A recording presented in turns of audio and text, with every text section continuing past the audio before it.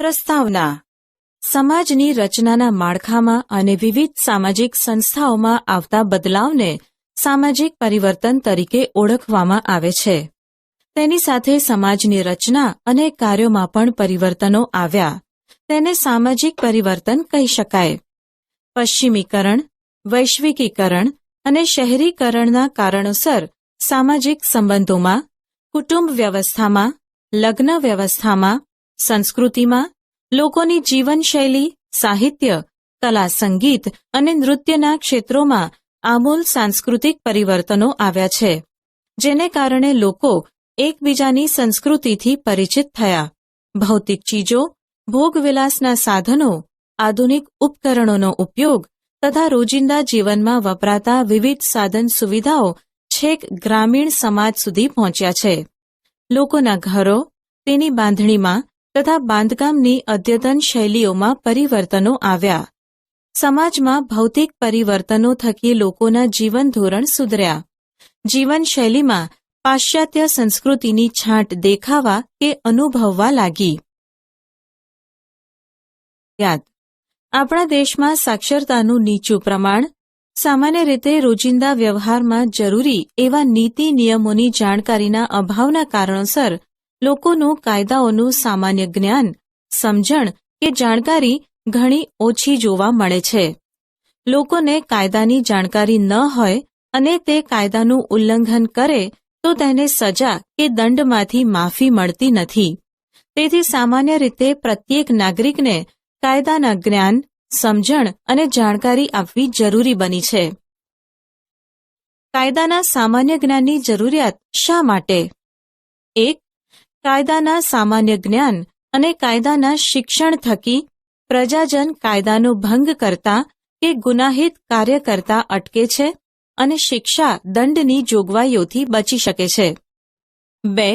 શોષણ અને અન્યાય સામે લડવા કેવા કાયદેસરના પગલાં લઈ શકાય તેનું માર્ગદર્શન મેળવી શકે છે.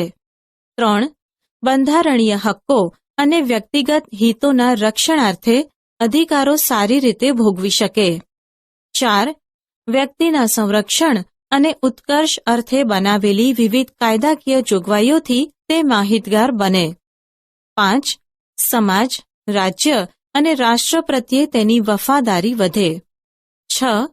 સમાજના જવાબદાર નાગરિક તરીકેના હક્કો, અધિકારોથી વંચિત ન રહે તેમજ સામાન્ય નાગરિક તરીકેની ફરજો અદા કરી શકે તે માટે. 7.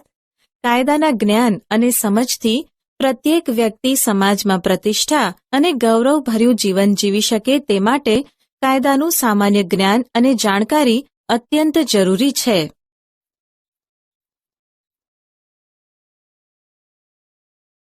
સામાજિક પરિસ્થિતિઓ વચ્ચે કોઈપણ સામાન્ય વ્યક્તિ માનવ હક્કો કે અધિકારો વિના પોતાનો વિકાસ સર્વોત્તમ રીતે સાધી શકતો નથી.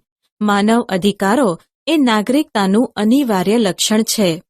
સંયુક્ત રાષ્ટ્ર એટલે કે યુએનએ તેના માનવ હક્કોના ઘોષણાપત્ર એટલે કે ચાર્ટર ઓફ રાઇટ્સમાં તમામ વ્યક્તિઓને કોઈપણ જાતના ભેદભાવ વિના કેટલાક સામાન્ય અધિકારો આપ્યા છે. તે મુજબ વિશ્વના તમામ રાષ્ટ્રોએ પોતાના નાગરિકોને અધિકારો સરળ અને સુગમતાથી પ્રાપ્ત થાય તેવા પ્રયત્નો કરવા એમ જણાવ્યું હતું. ભારતીય બંધારણમાં લોકતંત્રની સ્થાપના માટે તેના પ્રત્યેક નાગરિકને કોઈપણ જાતના ભેદભાવ વિના 6 મૂળભૂત અધિકારો આપ્યા છે. નાગરિકોના મૂળભૂત અધિકારો નીચે મુજબ છે. 1. સમાનતાનો અધિકાર. 2. સ્વતંત્રતાનો અધિકાર. 3. શોષણ વિરોધી અધિકાર. 4. ધાર્મિક સ્વતંત્રતાનો અધિકાર. 5. સાંસ્કૃતિક અને શૈક્ષણિક અધિકાર. 6. બંધારણીય ઇલાજોનો અધિકાર. જો કોઈપણ રાજ્ય કે રાષ્ટ્ર આ અધિકારોનો ભંગ કરીને નાગરિકોને તેના હકથી વંચિત રાખવાનો પ્રયત્ન કરે તો નાગરિકો તેના બંધારણીય હક્કોના રક્ષણ માટે અને ન્યાય મેળવવા વડી અદાલત એટલે કે હાઈકોર્ટ અથવા સર્વોચ્ચ અદાલત એટલે કે સુપ્રીમ કોર્ટના દ્વાર ખટખટાવી શકે છે. આ હક નાગરિકને બંધારણીય ઇલાજોના અધિકાર હેઠળ પ્રાપ્ત થયો છે. તેથી તેને બંધારણનો આત્મા કહે છે. ન્યાયતંત્રની ફરજ બને છે કે તેણે નાગરિકોના અધિકારોનું રક્ષણ કરવું અને પ્રત્યેક નાગરિકોને સરળ, સસ્તો, ઝડપી અને પ્રભાવશાળી ન્યાય પ્રદાન કરવો જોઈએ. આપણા સમાજમાં સૌથી વધુ અસુરક્ષિત વર્ગ બાળકો છે. કોઈપણ રાષ્ટ્રના વિકાસનો આધાર તેના બાળકોની સુરક્ષિતતા, તેના શિક્ષણ, સંસ્કાર અને તેને પૂરી પાડેલ વિકાસની તકો પર નિર્ભર છે. જો બાળક શિક્ષિત, રક્ષિત અને સંસ્કારોથી દીક્ષિત હશે તો તે સારો નાગરિક બનીને કુટુંબ, સમાજ અને રાષ્ટ્રના વિકાસમાં યથાશક્તિ યોગદાન આપી શકશે અને રાષ્ટ્ર માટે આવા નાગરિકો આશીર્વાદરૂપ બનશે. અને તેથી જ બાળ વિકાસ અને બાળ કલ્યાણ સાધવું એ સામાજિક વિકાસની પૂર્વ શરત છે. જો બાળકો રાષ્ટ્રની સંપત્તિરૂપ હોય તો તેનો ઉછેર, સાર સંભાળ અને વિકાસ ખૂબ જ કાળજીપૂર્વક અને સારી રીતે જવાબદારીપૂર્વક કરવો જ રહ્યો. બાળકો શારીરિક દ્રષ્ટિએ સ્વસ્થ અને સક્ષમ બને, માનસિક રીતે તે ચેતનવંત બને, તેમની બૌદ્ધિક શક્તિઓનો વિકાસ કરે, તેનામાં ભૌતિક મૂલ્યોના સંવર્ધન દ્વારા તે સ્વસ્થ, સમજદાર અને જવાબદાર નાગરિક બને તે જોવાની આપણી પ્રાથમિક ફરજ બની રહે છે. સંયુક્ત રાષ્ટ્રોએ ઈસવીસન 1992માં તેમના અધિકારોના ઘોષણાપત્ર એટલે કે ચાર્ટર ઓફ રાઇટ્સમાં બાળકોના કલ્યાણ અને તેમનો વિકાસ સાધવા માટેના કેટલાક બાળ અધિકારો જાહેર કર્યા છે.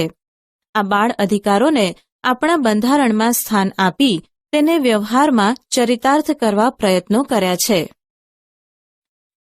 1. જાતિ, રંગ, લિંગ, ભાષા, ધર્મ કે રાષ્ટ્રીયતાના કોઈપણ ભેદભાવ વિના પ્રત્યેક બાળકને જીવન જીવવાનો જન્મજાત અધિકાર છે. 2. માતા પિતા દ્વારા બાળકોનું યોગ્ય રીતે પાલન પોષણ થાય તથા કોઈ ખાસ કારણ વિના બાળકને તેના માતા પિતાથી અલગ કરી શકાય નહીં. 3. પોતાના વ્યક્તિત્વનો વિકાસ સાધી શકે એ માટે દરેક બાળકને શિક્ષણ મેળવવાનો મૂળભૂત અને હવે કાનૂની અધિકાર છે. 4. દરેક બાળકને તેની વય કક્ષાને અનુરૂપ રમતગમત અને મનોરંજનની પ્રવૃત્તિઓમાં ભાગ લઈ તંદુરસ્ત, સ્વસ્થ અને આનંદી જીવન જીવવાનો અધિકાર છે. 5. દરેક બાળક તેના અંતઃકરણ મુજબ ધર્મ અને તેના સમુદાયમાં રહેવાનો તથા પોતાની સંસ્કૃતિ જાળવવાનો અધિકારી છે. 6. દરેક બાળકને પોતાને કોઈપણ પ્રકારે થતા શારીરિક કે માનસિક શોષણ કે અત્યાચારો સામે, નશીલી દવાઓના ઉપયોગ સામે, અમાનવીય યાતનાઓ સામે, શિક્ષા કે દંડ સામે રક્ષણ અને સલામતી મેળવવાનો અધિકાર છે. 7. દરેક બાળકને સામાજિક સુરક્ષા દ્વારા સામાજિક વિકાસ સાધીને તંદુરસ્ત જીવન ધોરણ પ્રાપ્ત કરવાનો અધિકાર છે. બાળકોના શોષણ કે અત્યાચારો સામે રક્ષણ. બાળક ખૂબ જ સંવેદનશીલ હોય છે. બાળક પર જાણી જોઈને કે દુર્ઘટના સ્વરૂપે શારીરિક ઈજા પહોંચાડવી, શારીરિક શિક્ષા કે ધમકીઓ આપવી, કડવા વેણ કે અપશબ્દોથી તેનું અપમાન કે જાહેરમાં માનહાનિ કરવી, જાતીય સતામણી કે યૌન શોષણ કરવું કે અસહ્ય હદે મારપીટ કરવી વગેરે જેવી વિવિધ પ્રકારે શારીરિક કે માનસિક અથવા બંને પ્રકારની હિંસા એ બાળ અત્યાચારો કહેવાય છે. મોટે ભાગે બાળકોનું શોષણ કે તેના પર અત્યાચારો તેના સગા સંબંધીઓ, સ્વજનો, નિકટના મિત્રો, પડોશીઓ, નજીકની પરિચિત વ્યક્તિઓ કે માતા પિતા દ્વારા થતા હોવાના સમાચારો વર્તમાનપત્રો, ટીવી કે અન્ય સમૂહ માધ્યમો દ્વારા જોવા કે જાણવા મળે છે ત્યારે આપણી ફરજ બને છે કે 1. જ્યારે આપણે બાળકના વર્તન વ્યવહારથી કે શારીરિક ઈજાના ચિહ્નોથી માહિતગાર થઈએ કે તરત જ તેની સમયસર અને યોગ્ય તબીબી સારવાર કરાવવામાં સહાય કરવી. 2. સામાન્ય રીતે શોષણ પીડિત બાળક ભય, ધમકી કે શરમ સંકોચના કારણે કે સામાજિક પ્રતિષ્ઠા ભંગ થવાના ડરે ઘટનાની જાણ માતા પિતાને કરતા સંકોચ કે ખચકાટ અનુભવીને માહિતી છુપાવે છે અને શોષણ સહન કર્યા કરે છે. તેથી આપણે કે માતા પિતાએ બાળકનો વિશ્વાસ સંપાદન કરીને સત્ય હકીકતોને આધારે સામાજિક ડરને ગણકાર્યા વિના જવાબદારોને સજા મળે તે માટે સત્વરે કાનૂની રાહે પગલાં ભરવા જોઈએ. 3. આવા શોષણ કે અત્યાચારોનો ભોગ બનેલ બાળકો પ્રત્યે સમાજ અને મિત્રો દ્વારા ઘૃણા કે તિરસ્કાર કે અવગણના કર્યા વિના તેમના પ્રત્યે હૂંફ, પ્રેમ અને આપણી સંવેદના પ્રગટ કરીને સ્વીકૃતિ સાથે સહાનુભૂતિ પાઠવવી જોઈએ. બાળમજૂરી એ વૈશ્વિક સમસ્યા છે અને પ્રત્યેક દેશમાં વણથંભી ચાલે છે, જેના પર સત્વરે કાબૂ પામવો જ રહ્યો. 14 વર્ષથી ઓછી ઉંમરના શ્રમિકને બાળમજૂર કે બાળ શ્રમિક કહેવાય છે. યુનિસેફના અહેવાલ મુજબ સંગઠિત અને અસંગઠિત ક્ષેત્રે કામ કરતા બાળ શ્રમિકોની સંખ્યા કુલ વસ્તીના પ્રમાણમાં વિશ્વમાં સૌથી વધુ ભારતમાં જોવા મળે છે. ભારતીય અર્થતંત્રમાં બધા જ ક્ષેત્રોમાં બાળમજૂરી વિપુલ પ્રમાણમાં જોવા મળે છે, જેમ કે હોટલો, ફેક્ટરીઓ, બાંધકામના ક્ષેત્રમાં, જોખમી વ્યવસાયોમાં જેવા કે ફટાકડાના વ્યવસાયમાં કે ઈંટોના ભઠ્ઠામાં, કૃષિ ક્ષેત્ર સાથે સંકળાયેલા કાર્યોમાં, ખેતમજૂર, પશુપાલન કે મત્સ્ય ઉછેર જેવી પ્રવૃત્તિઓમાં જોવા મળે છે અને સેવા ક્ષેત્રે ઘર નોકર, ચાના લારી ગલ્લાઓ, હોટલો કે ઢાબાઓમાં, ગેરેજોમાં, લારી ખેંચવી, અખબાર વેચાણમાં, પ્લાસ્ટિક કે ભંગાર વીણવા જેવા કાર્યોમાં, ભીખ માંગતા કે રસ્તા પર સાફ સફાઈના કામો કરતા જોવા મળે છે. બાળમજૂરી માટેના કારણો. ઉપરોક્ત ક્ષેત્રોમાં બાળમજૂરોની સ્થિતિ અત્યંત દયાજનક છે. આ સ્થિતિ જ બાળ અપરાધીને જન્મ આપતું એક જવાબદાર કારણ છે. બાળમજૂરી મજબૂરીવશ કરવા પાછળના કારણો ઘણા છે, જેમ કે ગરીબી, માતા પિતાની નિરક્ષરતા, કુટુંબનું મોટું કદ, કૌટુંબિક જરૂરિયાતોને પહોંચી વળવા કુટુંબની આવકમાં બાળમજૂરી કરીને આવક વધારવાના પ્રયાસરૂપે, કુટુંબના પુખ્ત સભ્યોની બેકારી, ઘરેથી ભાગીને શહેરમાં વસતા બાળકો આશ્રયના અભાવે પોતાનું જીવન ટકાવવા આજીવિકા મેળવવા, અનાથ કે નિરાધાર બાળકો કે તેમના સગા સંબંધીઓ દ્વારા કે આશ્રય આપનારાઓ દ્વારા અપાતા આશ્રય, ભોજન આપવાના બદલામાં દબાણપૂર્વક બાળમજૂરીની ફરજ પાડવામાં આવે છે. બાળ શ્રમિકોની માંગ વિપુલ પ્રમાણમાં હોવાના કારણો. ઘણા ઉદ્યોગોમાં માલિકો કે કામે રાખનાર શેઠિયાઓ પોતાને ત્યાં પુખ્ત વયના શ્રમિકો કરતાં બાળ શ્રમિકોને રોજગારી રાખવાનું પસંદ કરે છે. નીચેના વિવિધ કારણોસર બાળ શ્રમિકોની માંગ વિપુલ પ્રમાણમાં જોવા મળે છે. 1. બાળ શ્રમિક એ શ્રમનું સસ્તામાં સસ્તું ઉત્પાદનનું સાધન છે. પુખ્ત વયના શ્રમિકો કરતાં બાળ શ્રમિકો પાસે તુલનાત્મક રીતે ઓછા વેતને કે ઓછી મજૂરી પગાર ચૂકવીને કામ કરાવી શકાય છે. 2. તેઓ અસંગઠિત હોય, સંગઠનના અભાવે માલિકો વિરુદ્ધ તેઓ અવાજ ઉઠાવી શકતા નથી કે વિરોધ પ્રદર્શિત કરી શકતા નથી. તેથી બાળ શ્રમિકોનું સરળતાથી તેને ખબર ન પડે તે રીતે વિવિધ સ્વરૂપે શોષણ કરી શકાય છે. 3. કઠિન કે જોખમી પરિસ્થિતિમાં પણ ઓછા વેતને અને નિર્ધારિત કામના કલાકોથી વધુ કામ ડરાવી, ધમકાવીને કે લાલચ આપીને કરાવી શકાય છે. 4. બાળ શ્રમિકોની સંખ્યા વધુ છે, તેથી ખૂબ જ પ્રમાણમાં અને સરળતાથી તેઓ મળી રહે છે. 5.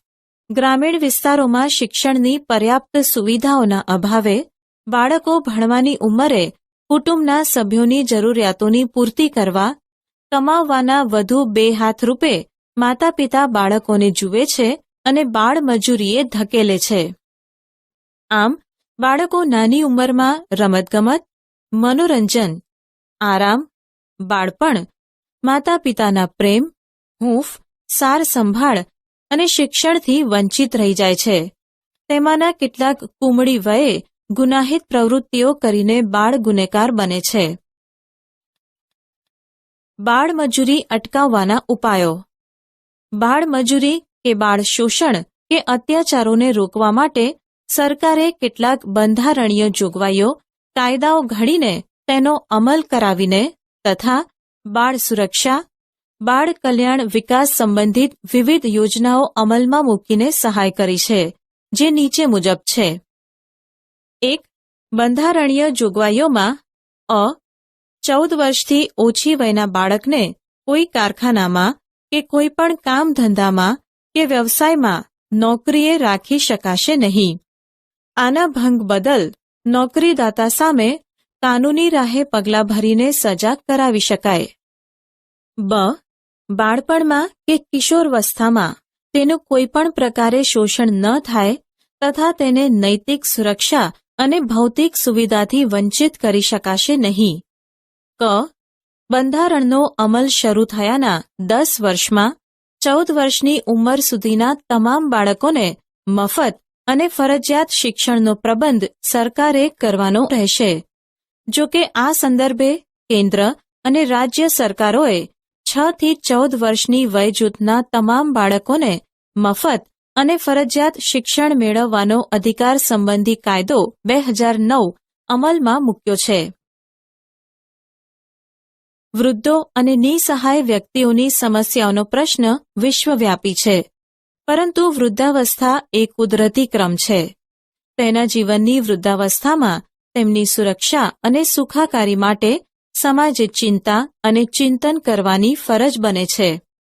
ભારતમાં આરોગ્ય વિષયક સેવાઓ, અદ્યતન તબીબી સારવાર, ઔષધીય સવલતોના કારણે વ્યક્તિના સરેરાશ આયુષ્યમાં આજે સરેરાશ 4.3 વર્ષનો વધારો થયો છે.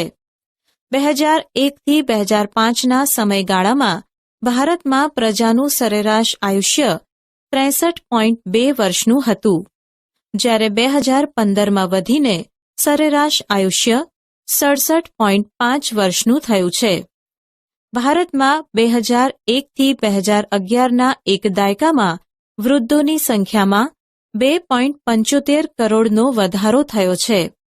2011માં એક અંદાજ મુજબ વૃદ્ધ મહિલાઓની સંખ્યા 5.28 કરોડ હતી, જ્યારે પુરુષ વૃદ્ધોની સંખ્યા 5.11 કરોડની હતી. ભારતમાં સૌથી વધુ વૃદ્ધોની સંખ્યા અરુણાચલમાં છે. ગુજરાતમાં વૃદ્ધોની સંખ્યા અંદાજે 35 લાખથી વધુ છે. વૃદ્ધોની વધતી વસ્તી અને તેમના સરેરાશ આયુષ્યમાં વધારો થવાથી સામાજિક અને શારીરિક સમસ્યાઓ જન્મ લઈ રહી છે. પશ્ચિમી સંસ્કૃતિ, વિભક્ત કુટુંબમાં રહેવાની ઘેલછાએ સંતાનો આ વૃદ્ધ માતા પિતા તરફની નૈતિક ફરજો, મૂલ્યો અને સંસ્કૃતિ ભૂલ્યા છે. વૃદ્ધ માતા પિતા આર્થિક મદદ, સંવેદના કે લાગણીશૂન્ય વર્તન વ્યવહારથી મજબૂર બનીને ઘરડા ઘરો એટલે કે વૃદ્ધાશ્રમોમાં રહેવાની ફરજ પડે છે. વૃદ્ધોની સમસ્યાઓ પ્રત્યે લોકોનું ધ્યાન ખેંચવા માટે સંયુક્ત રાષ્ટ્રોએ એટલે કે UN સન 1999ના વર્ષને આંતરરાષ્ટ્રીય વૃદ્ધ વર્ષ તરીકે ઘોષિત કર્યું હતું, તેમજ પ્રત્યેક વર્ષે તારીખ 1 ઓક્ટોબરના દિવસને વિશ્વ વૃદ્ધ દિન તરીકે આંતરરાષ્ટ્રીય સ્તરે ઉજવવામાં આવે છે. વૃદ્ધો અને નિસહાય વ્યક્તિનું રક્ષણ અને સલામતી સંદર્ભે સરકારે લીધેલા પગલાંઓ નીચે મુજબ છે. 1. વૃદ્ધો અંગેની રાષ્ટ્રીય નીતિ 1999 કેન્દ્ર સરકાર દ્વારા અમલમાં આવી છે, જે અન્વયે વૃદ્ધોને પેન્શન અથવા આર્થિક સહાય આપવામાં આવે છે. 2. સિનિયર સિટીઝન્સ માટેની સ્કીમ હેઠળ વૃદ્ધોને બેંક કે પોસ્ટ ઓફિસમાં મૂકેલ ડિપોઝિટ પર વધુ વ્યાજની સવલત, બસ, રેલવે કે હવાઈ મુસાફરીમાં પુરુષ સ્ત્રીઓને ટિકિટના દરમાં 30%થી 50% સુધીની રાહત આપવામાં આવે છે. 3. રાજ્ય સરકારે પ્રત્યેક જિલ્લામાં એક સુવિધાયુક્ત ઘરડા ઘરો ખોલ્યા. શહેરોમાં વૃદ્ધો માટે અલગ બગીચાઓ ખુલ્લા મૂક્યા. વૃદ્ધાશ્રમોમાં સંગીત, યોગ, રમતગમત કે માનસિક ક્ષમતા વધે તેવી પ્રવૃત્તિઓ દ્વારા જીવનમાં શાંતિ સ્થાપવાનો પ્રયાસ કર્યો છે. વૃદ્ધોની સુરક્ષા અને સલામતી માટે તથા ઘરેલું હિંસા, શોષણ કે અત્યાચારો સામે રક્ષણ આપવા સરકારે માતા પિતા અને સિનિયર સિટીઝન્સની સાર સંભાળ અને કલ્યાણ સંબંધી કાયદો 2007 અમલમાં મૂક્યો છે, જે અન્વયે વૃદ્ધોને હેરાન કરતા તેના સંતાનોને સજા અને દંડ કરવાની જોગવાઈ કરી છે. વૃદ્ધોની સાર સંભાળની જવાબદારી કાયદેસર રીતે તેના કુટુંબીજનો અને સગાઓ પર લાદવામાં આવી છે તથા સંતાનો પાસેથી કાયદેસર રીતે ભરણ પોષણ મેળવવાને તેઓ હકદાર બન્યા છે. કેન્દ્ર સરકારે વિશિષ્ટ યોગદાન બદલ પ્રૌઢોને સન્માનિત કરવાનો કાર્યક્રમ અમલમાં મૂક્યો છે. સમાજમાં કાયદા દ્વારા પ્રસ્થાપિત નિયમોને આધીન ન હોય તેવી વ્યક્તિ કે સમૂહની પ્રતિબંધિત પ્રવૃત્તિ કે વર્તણૂકને અસામાજિક પ્રવૃત્તિ તરીકે ગણવામાં આવે છે. સમાજમાં કેટલીક અપરાધજન્ય પ્રવૃત્તિઓ અસામાજિક કે પ્રતિબંધિત પ્રવૃત્તિઓ આપણને જોવા મળે છે, જેવી કે ખૂન, ચોરી, અપહરણ, લૂંટફાટ, છેતરપિંડી, બળાત્કાર, સ્ત્રી બાળાઓનો અનૈતિક વેપાર, છળકપટ અને સાયબર ક્રાઇમ વગેરે, જેને બ્લુ કોલર અપરાધ કહે છે. બીજી બાજુ સમાજમાં લાંચ રૂશ્વત, ભ્રષ્ટાચાર, કરચોરી, સંગ્રહખોરી, ભેળસેળ, કાળા બજાર, જમીનમાં દબાણો એટલે કે બિન અધિકૃત કબજો લેવો વગેરે વ્હાઇટ કોલર અપરાધ છે. ભ્રષ્ટાચાર એ વૈશ્વિક દૂષણ છે. વિશ્વ બેંક વ્યાખ્યા આપે છે તે મુજબ ભ્રષ્ટાચાર એટલે સાર્વજનિક હોદ્દા કે પદનો વ્યક્તિગત લાભ લેવા માટે ઉપયોગ કરવો તે. આમ ભ્રષ્ટાચાર એ પદ અને સત્તાના દુરુપયોગથી જન્મે છે. ભારતીય સમાજના કેટલાક જાહેર અને ખાનગી ક્ષેત્રોમાં ભ્રષ્ટાચાર વ્યાપક સ્વરૂપે જોવા મળે છે. ભ્રષ્ટાચાર આચરનારા બંને આપનાર અને લેનાર કાનૂની રાહે ગુનેગાર છે અને સજાને પાત્ર છે. ભ્રષ્ટાચારનું આચરણ વિવિધ સ્વરૂપે જોવા મળે છે, જેમાં મુખ્યત્વે રોકડ લેવડ દેવડ, ભેટ સોગાદો, કિંમતી આભૂષણો કે ચીજવસ્તુઓ કે વિદેશી પ્રવાસ સ્વરૂપે, પક્ષપાતી વલણ, નિર્ણયમાં લાગવગ કે સગાવાદ કે હિતાર્થીઓની તરફેણ કરવી વગેરે સ્વરૂપે જોવા મળે છે. ભ્રષ્ટાચારની અર્થતંત્ર અને સમાજ પર વિપરીત અસર પડે છે, જે નીચે મુજબ છે. સમાજમાં ભ્રષ્ટાચારી આચરણ થકી નૈતિક મૂલ્યો અને સામાજિક નીતિ નિયમોનું ધોરણ નીચું છે. અર્થતંત્રમાં કાળા નાણાંની સમસ્યા ઉદ્ભવે છે, જે રાષ્ટ્રના વિકાસને અવરોધે છે. રાજ્યના કાયદાઓ, ન્યાય પ્રણાલી, સત્તા અને વહીવટીતંત્ર પરથી લોકોનો વિશ્વાસ ઘટે છે. પ્રામાણિક વ્યક્તિ હતાશા અને નિરાશા અનુભવે છે. માનવ અધિકારોનું હનન થાય છે. તે થકી સમાજમાં અન્યાય અને આવકની અસમાનતા ઉદ્ભવે છે, જેમાંથી વર્ગ વિગ્રહ પેદા થાય છે. ભ્રષ્ટાચારથી લોકોમાં નૈતિકતા અને રાષ્ટ્રીય ચારિત્ર્ય જોખમાય છે અને સામાજિક આર્થિક વ્યવસ્થાનું સ્તર નીચું જાય છે. ભ્રષ્ટાચારને ડામવાના ઉપાયો. ભ્રષ્ટાચારને દૂર કરવાના ઉપાયો નીચે મુજબ છે. 1. ભારતમાં 1964માં કેન્દ્રીય લાંચ રૂશ્વત વિરોધી બ્યુરોની સ્થાપના કરી છે, જે સરકારી તંત્રમાં વકરેલા ભ્રષ્ટાચારની બદીને નેસ્ત નાબૂદ કરવાના પ્રયાસો કરે છે. ભ્રષ્ટાચારીને રંગે હાથ પકડીને તેની સામે કાયદેસરની શિક્ષાત્મક કાર્યવાહી હાથ ધરે છે. સરકારનો આ એક સ્વતંત્ર અને અલગ વિભાગ છે. ગુજરાતમાં તેની મુખ્ય કચેરી શાહીબાગ અમદાવાદમાં આવેલ છે. જાહેર જનતાને ભ્રષ્ટાચાર સંબંધી કોઈ ફરિયાદ હોય તો તે હેલ્પલાઇન ટોલ ફ્રી નંબર 1800-2334-4444 પર ફરિયાદ કરી શકે છે. 2. ભ્રષ્ટાચારને અટકાવવા ભારત સરકારે ભ્રષ્ટાચાર વિરોધી નિયમ 1988 ઘડ્યો, જે થકી સાર્વજનિક જીવનને શુદ્ધ કરવું અને સત્તા કે પદનો દુરુપયોગ થતો રોકવો. કોઈપણ જાહેર સેવક, ઉચ્ચ પદાધિકારીઓ, રાજકારણીઓએ પદ કે ઉચ્ચ હોદ્દો ધારણ કરતા પહેલા પોતાની તમામ સંપત્તિની માહિતી સોગંદનામું કરીને જાહેર કરવાનું ફરજિયાત છે. જો તેમના કાર્યકાળ દરમિયાન તેની આવક કરતાં સંપત્તિ વધુ ધરાવતા હોવાનું પકડાય ત્યારે શિક્ષાપાત્ર ગુનો બને છે. આવી સંપત્તિ કે બેનામી સંપત્તિ સરકાર પોતે જપ્ત કરે છે. 3. માહિતી અધિકાર 2005 અને નાગરિક અધિકાર પત્ર બહાર પાડ્યો છે, જેની પાછળ સરકારી કર્મચારી દ્વારા વહીવટી કાર્યો નિયત સમય મર્યાદામાં કામ પૂરું કરવાની બાંહેધરી આપીને પોતાના કાર્યક્ષેત્ર અને સત્તા હેઠળના કાર્યમાં થતો વિલંબ દૂર કરીને પારદર્શક અને સરળ વહીવટની જાહેર જવાબદારી વધારવાનો હેતુ છે. 4. કેન્દ્ર સરકારે હાલમાં બ્લેક મની એક્ટ 2005 ઘડ્યો, જેમાં ભ્રષ્ટાચારને અપરાધિક સ્વરૂપે ગુના તરીકે સમાવેશ કર્યો છે.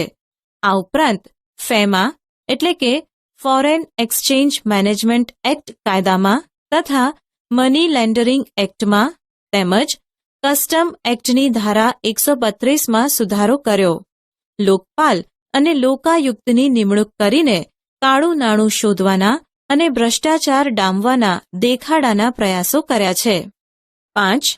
સરકારી અધિકારી દ્વારા આચરેલ સત્તાના બેફામ ઉપયોગ અને ભ્રષ્ટાચારની ફરિયાદને આધારે ખાતાકીય તપાસનું કાર્ય ગુજરાત તકેદારી સેવા આયોગ ગાંધીનગર કરી રહ્યું છે. માહિતી મેળવવાના અધિકાર બાબતનો અધિનિયમ 2005 એટલે કે આરટીઆઈ 2005, માહિતી મેળવવાના અધિકાર બાબતનો અધિનિયમ કેન્દ્ર સરકારે તારીખ 15મી જૂન 2005ના રોજ બહાર પાડ્યો છે. તે જમ્મુ કાશ્મીર રાજ્ય સિવાય સમગ્ર ભારતમાં લાગુ પડે છે. આ ધારો દેશની ગુપ્તચર સંસ્થા, રાષ્ટ્રીય સુરક્ષા અને સલામતી, એકતા અને અખંડિતતાને સ્પર્શે એવી બાબતોની સંસ્થાઓ અને વિદેશી એલચીઓની કચેરી સહિત કેટલાક અપવાદ સિવાય તમામ સંસ્થાઓને લાગુ પડે છે.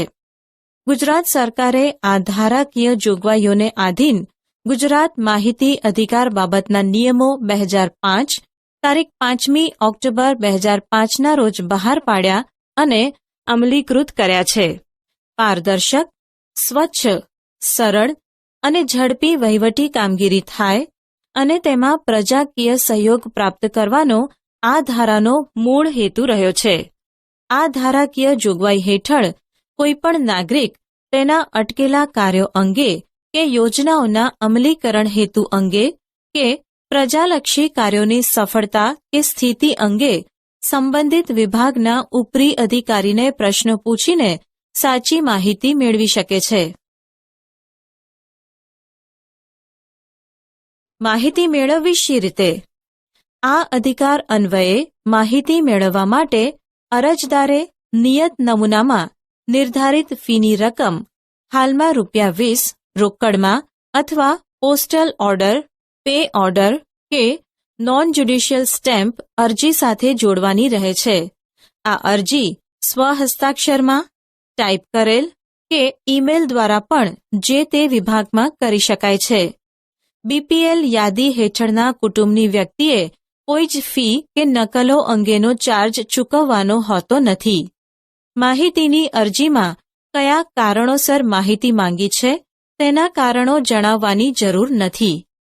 અરજી મળ્યાની પહોંચ નમૂનામાં જે તે મદદનીશ જાહેર માહિતી અધિકારી એટલે કે એપીઆઈઓ એ અરજીનો ક્રમાંક એટલે કે આઈડી નંબર પાડીને અરજદારને એક નકલ આપશે. ત્યાર પછીના અરજી સંદર્ભના પત્રવ્યવહારમાં આઈડી ક્રમાંક દર્શાવવાનો હોય છે. માહિતી મેળવવાની અરજી સ્વીકાર્યાના 30 દિવસમાં અરજીનો નિકાલ એપીઆઈઓ કરશે. જો કોઈ નમૂના કે નકલ માંગી હશે તો તેની ધારામાં નિર્ધારિત કરેલ ધોરણ અનુસાર અરજદાર પાસેથી ફી કે ચાર્જ વસૂલ કરીને માહિતીના ઉત્તરો આપશે. જો માહિતી રાષ્ટ્રના સાર્વભૌમત્વ, રાષ્ટ્રીય હિત કે સલામતીને સ્પર્શતી ગોપનીય બાબતો, અદાલતી તિરસ્કાર થઈ શકે તેવી વૈજ્ઞાનિક રહસ્યો કે ગુનાને ઉત્તેજન મળે તેવી માહિતી આપવાનો ઇનકાર ધારા અન્વયે કરી શકે છે. અપીલની જોગવાઈ. જો જે તે વિભાગ 30 દિવસમાં માહિતીનો નિકાલ ન કરે કે માહિતી આપવાનો ઇનકાર કરે તો નારાજ થયેલ પક્ષકાર જાહેર માહિતી અધિકારી એટલે કે પીઆઈઓને હુકમ મળ્યાના 30 દિવસમાં પ્રથમ અપીલ કરી શકે છે.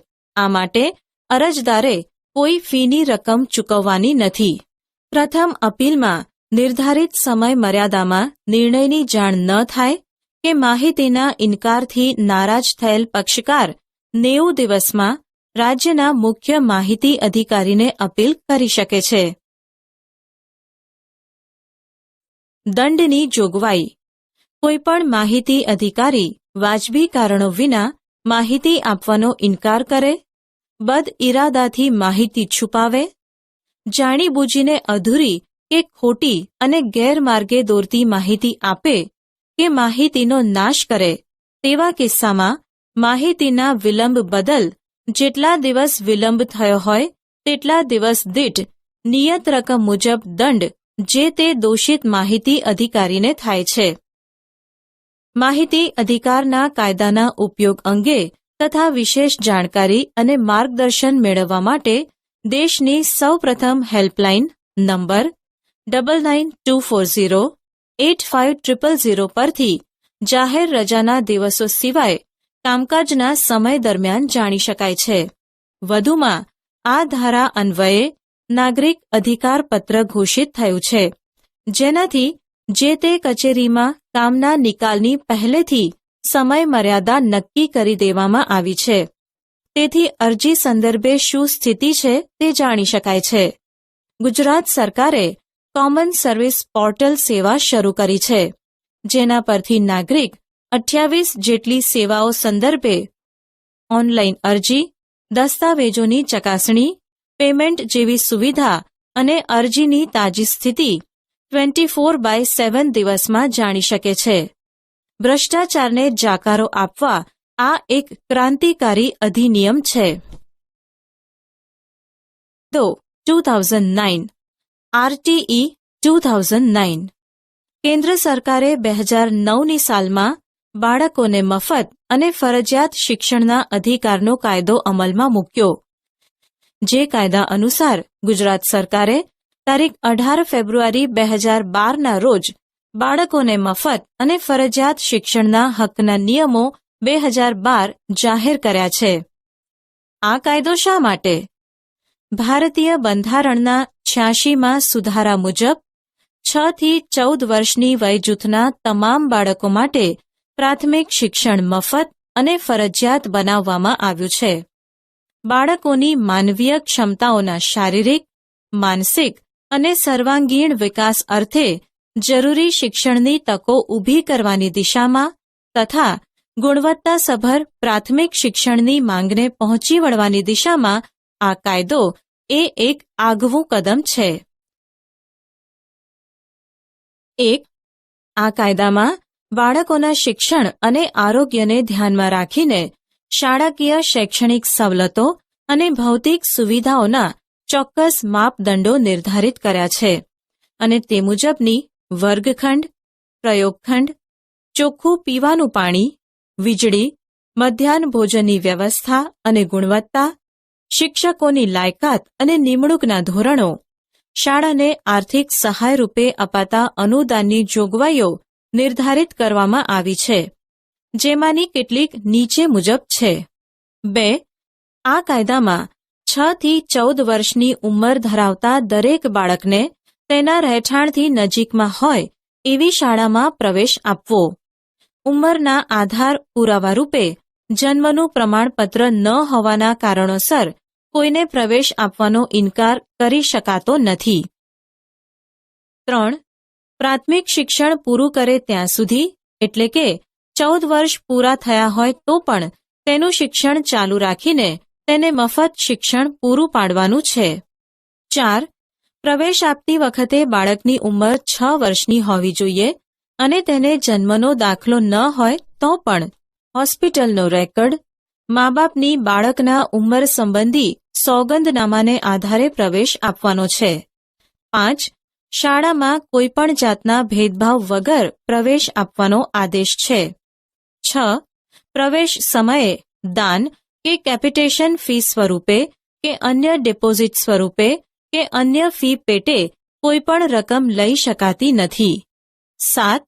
પ્રવેશ સમયે બાળક કે માતા પિતાનો ઇન્ટરવ્યૂ લઈને પ્રવેશ આપવો કે માતા પિતાની આવક અને શૈક્ષણિક લાયકાત કે યોગ્યતાના આધારે કે પ્રવેશ પરીક્ષા લઈને પ્રવેશ આપી શકાશે નહીં. 8. 3 થી 5 વર્ષની વયજૂથના બાળકોના શિક્ષણ માટે પ્રી સ્કૂલના એટલે કે બાળ મંદિર શિક્ષણ, અભ્યાસક્રમ, પાઠ્યક્રમ, મૂલ્યાંકન અને તેમના શિક્ષકો માટે ખાસ તાલીમ અંગેના નિયમો સૌ પ્રથમવાર ઘડીને ક્રાંતિકારી પગલું ભરીને નર્સરીને કાયદા હેઠળ આવરી લીધો છે. 9. નબળા વર્ગો કે પછાત વર્ગો એટલે કે એસસી અને એસટીમાંથી અભ્યાસ અર્થે પ્રવેશ વાંછુ બાળકોને તેમની કાયદામાં દર્શાવેલી ઓળખના આધારે બીપીએલ યાદી પરના કુટુંબના બાળકોને સરકાર માન્ય ખાનગી પ્રાથમિક શાળામાં ધોરણ 1માં વર્ગની કુલ ક્ષમતાથી 25%ની મર્યાદામાં ફરજિયાત પ્રવેશ આપવાની આદેશાત્મક જોગવાઈ આ કાયદામાં કરવામાં આવી છે. 10. શાળાના શિક્ષકો ખાનગી ટ્યુશનની પ્રવૃત્તિ કરી શકશે નહીં. 11. શાળાના લઘુ લાયકાત ધરાવતા શિક્ષકોએ 5 વર્ષમાં નિર્ધારિત ધોરણે શૈક્ષણિક લાયકાત મેળવી લેવાની છે. 12. બાળકને બદલી સિવાયના કારણોસર પ્રાથમિક શિક્ષણ પૂરું ન કરે ત્યાં સુધી શાળામાંથી હાંકી કાઢી શકાશે નહીં. 13. ખાનગી પ્રાથમિક શાળાઓમાં પ્રવેશ પામેલ એસસી એસટીના બાળકોની ફીની ચૂકવણી શરતોને આધીન જે તે શાળાને સરકાર ચૂકવી દેશે. 14.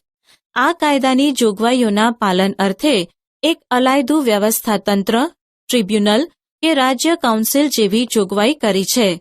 આ અધિનિયમના ભંગ બદલ શાળા સંચાલકોને દંડ તથા શાળાની માન્યતા પાછી ખેંચવા સુધીની જોગવાઈ કાયદામાં છે.